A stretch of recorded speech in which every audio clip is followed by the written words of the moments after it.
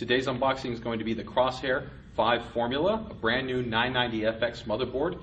This board is going to be replacing our previous Crosshair 4 Formula based off the 890FX chipset. Now, just before we dive into the actual unboxing itself, one thing to clarify is that the brand new 990 series chipset, which is replacing the 890 series chipset, where it's fundamentally going to be a little bit different, is going to be in two aspects. One is going to be the inclusion support for SLI-based multi-GPU technology. So on some boards that might be two-way SLI, on other boards it might be three-way SLI, such as the Crosshair 5 that we're going to be taking a look at today. In addition to that, it also is going to be the foundation for AMD's upcoming CPU, the Bulldozer-based platform, or Zambezi-based 8-core CPU. So while previous generation boards are going to support interoperability in terms of being able to run these previous Thuban-based, or which are hex-core, or previous quad-core or even dual-core based CPUs on the 800 series, as well as the upcoming CPUs, you're going to get the best performance and overclockability from the new 900 series. So let's go ahead and jump into this guy and take a look. So here we've got the box in classic ROG fashion. Of course, you crack this guy open and of course you get to see the actual board. We'll get to the board in a little bit, but we're going to go ahead and take a look at actually what comes inside here quickly. Let's go ahead and first take a look at our accessories.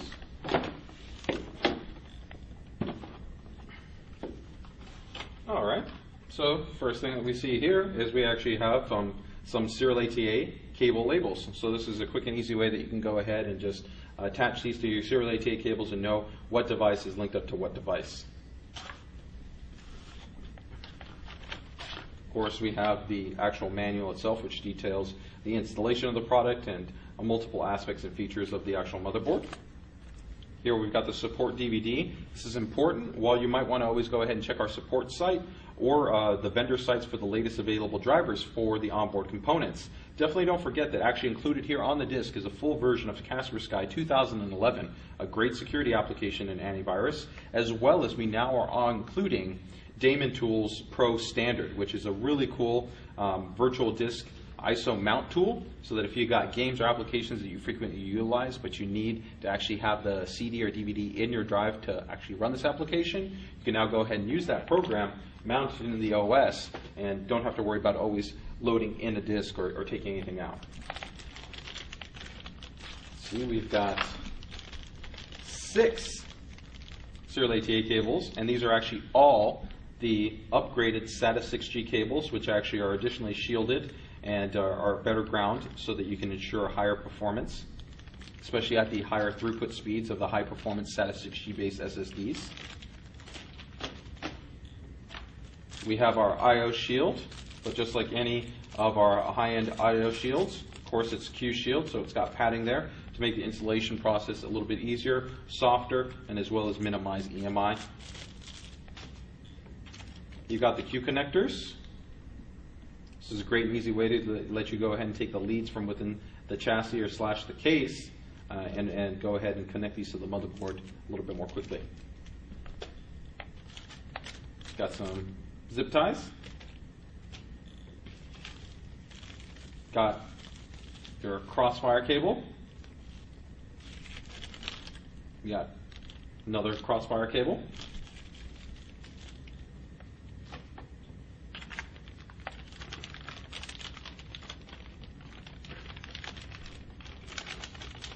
And there we've got our 3-way SLI bridge, as this motherboard supports 3-way SLI.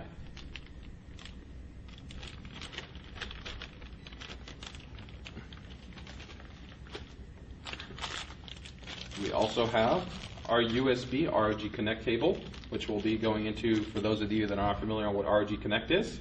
We'll go ahead and touch on this a little bit later, but this allows you to go ahead and make a connection from the motherboard to a USB-enabled PC, such as like a notebook, a desktop, or a netbook, or even a tablet. And then lastly, allow you to go ahead and brighten up your case. You got a cool ROG sticker.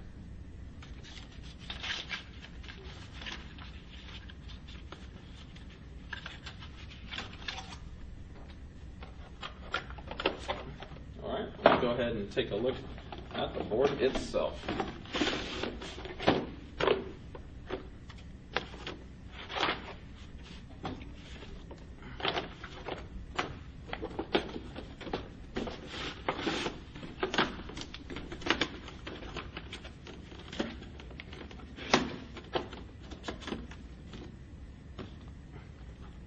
Okay, so here she is. Just looks awesome. Classic red and black styling that ROG is really known for in terms of the visual look. So this is based off the new 990FX chipset. We're going to go ahead and just do a little bit of an overview in terms of what kind of connections and layout and whatnot that we have here present on the board.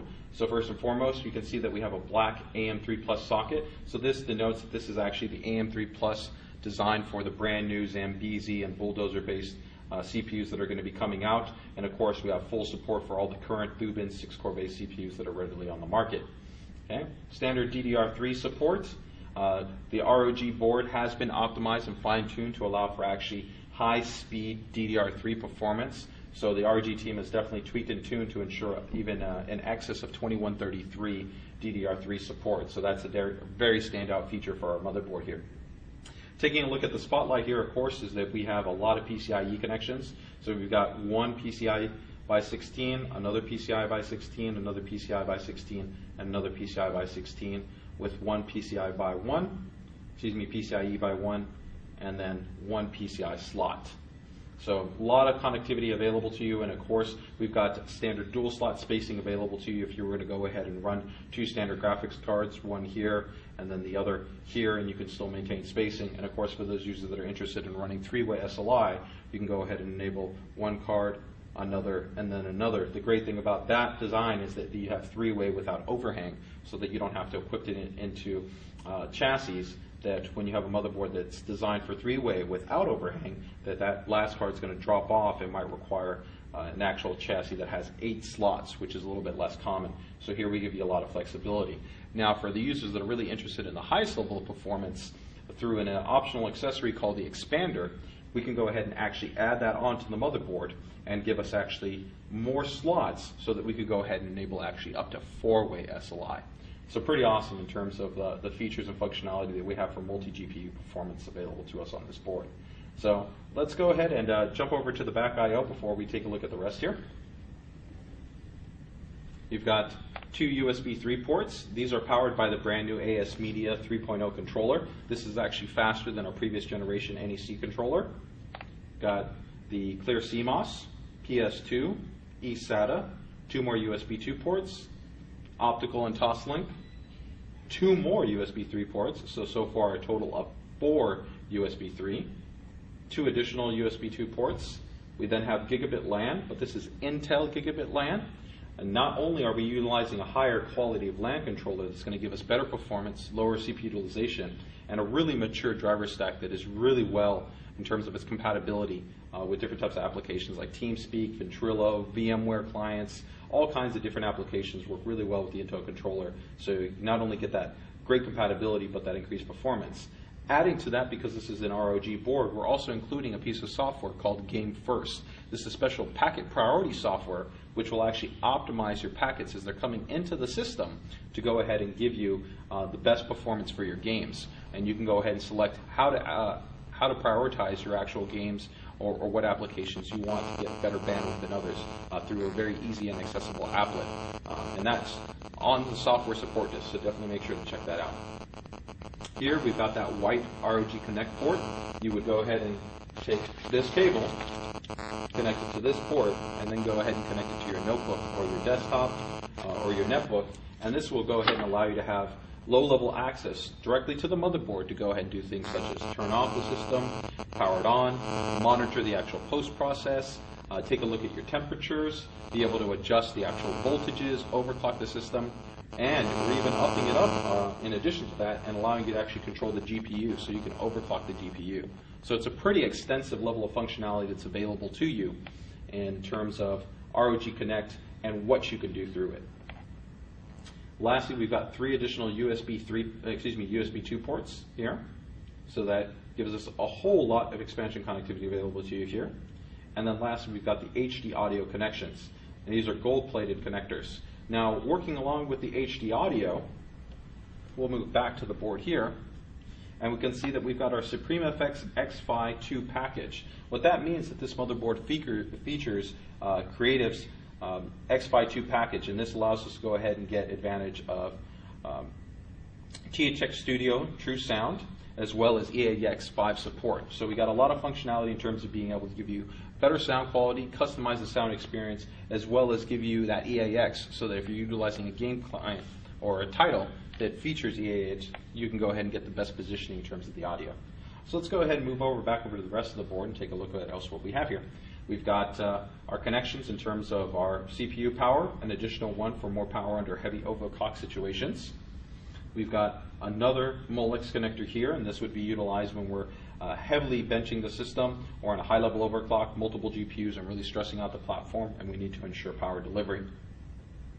Here we can see we've got a really high-quality heatsink assembly with a sintered-based heat pipe that actually runs underneath to really make sure that we're effectively dissipating the heat that can come out from our MOSFETs and our drivers that are underneath there, especially when we're driving a high-level overclock.